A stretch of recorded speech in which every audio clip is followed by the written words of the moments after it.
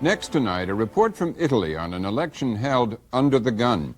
The guns are those of the police and the army. They've been sent to Sicily to protect individuals and candidates who oppose the Mafia in its stronghold. Gabi Rado of Independent Television News reports from Palermo. The Italian army on duty in Sicily, guarding the home of a hotel proprietor in the small resort town of Capo d'Orlando. These days, wherever Rosario Damiano goes, even if it's only to the reception of his own hotel, armed police are there beside him. He's lived like this for 2 years, since he was a key witness in a trial which put 18 local mafiosi in jail. There's other proof here that the threat's still present. It was at this car showroom that the gangsters first struck, setting fire to vehicles and shooting up the dealership signs. But it was also here that the revolt of Capo d'Orlando began.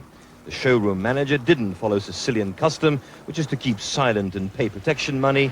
He joined up with other shopkeepers in town and resisted the Mafia. I was afraid to, but accused them because I was at the end of my tether. I was desperate. I couldn't find a solution, so I immediately clubbed together with the other businessmen. That's how I got the association going. It's not a typical Sicilian tale. Palermo, the island's capital, is still controlled by Mafia families who call their organization Cosa Nostra, our affair. They've divided up the city amongst themselves with their own system of government, taxes and laws. The Mafia is invisible, but its influence can be seen everywhere, such as in the unhindered building projects and land speculation which have failed to improve the lives of ordinary people. It's also led to a corrupt bureaucratic chaos, which means only some 30% of public money actually gets spent. And what's helped the Mafia is the withdrawn, secretive nature of this society. For instance, it's well known that shopkeepers everywhere are paying protection money to the Mafia, but they won't have talked about it to each other, nor probably will have mentioned it even to their closest relatives. Here in Palermo, the Mafia has made sure people know what happens to those who do speak out. Pina Grassi runs a fabric shop in central Palermo. Outside in the street stand 3 plainclothes policemen whom we weren't allowed to film. They're there because 2 years ago, Mrs. Grassi's husband, Libero, refused to pay protection money. Mrs. Grassi is sure that her husband was killed because he'd come out in the open, setting a public example. And the Mafia's vicious response has had the intended result. On the anniversary of my husband's death, we received many messages of support, as well as tributes at the place where he was killed. But there was no word from his Traders Association, nor any official acknowledgement. An image more familiar to bygone days in Latin America, barbed wire and an army presence outside a Catholic church. The heavy security is here to protect the parish priest of Santa Lucia because he's a Mafia target, as proved by the bullet holes in the wall.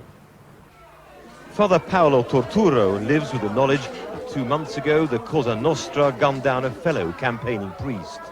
Palermo has a growing number of clerics ashamed of the blind eye, which until recently the Catholic Church turned on the Mafia and its moral defilement of society.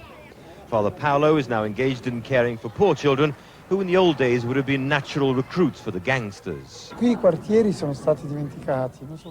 Here, the neighborhood has been forgotten, not just in Palermo, but all over Sicily. My parish has 12,000 inhabitants. Up to now, it's never had a school or a field for playing games. For 50 years, the Mafia took advantage and offered people power and a chance to exploit others. So the Mafia became a mentality, a way of life for them. A key moment in the struggle to galvanize the public against organized crime was the murder of the anti-Mafia magistrate Giovanni Falcone, his wife and 3 bodyguards in a horrifying bomb attack near Palermo last year. That and the killing a few weeks later of another investigator, Paolo Borsellino, led to an upsurge of public revulsion, still evident today in tributes left on a tree outside Falcone's old apartment. The murders, coming as they did during the clean-up of Italian public life, forced the then government into sending several thousand troops to Sicily, and into giving the police the powers the magistrates had long requested to tackle the Mafia. Many suspected leaders of the organization were arrested, some in their homes where they'd lived undisturbed for years. It also made the Mafia a key political issue. The three main candidates for next Sunday's elections of the mayor of Palermo all have anti-Mafia credentials. Alfonso Giordano is a judge who handed down a total of 2,600 years in jail terms during Mafia trials in the mid-80s. Former Mayor Elda Pucci was herself the victim of an assassination attempt, while the front-runner Lea Luca Orlando, another former mayor, leads a national party, La Rete, whose main platform is fighting organized crime. The closed curtains in broad daylight show it's a campaign conducted to the accompaniment of death threats. The mayor of Palermo must be one of the most dangerous political posts in the world. Orlando clearly sees it as a springboard for national leadership. I really believe, because I am not alone, because the majority of population in Palermo is tired to live between shame and fear, and is now the time to change. In the rest of Italy, the system is still strong.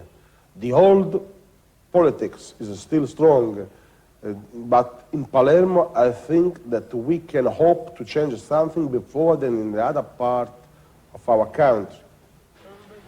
If Orlando wins, he'll be taking on the state within a state created by the Mafia, and he'll be fighting it at a time when the political system is in turmoil.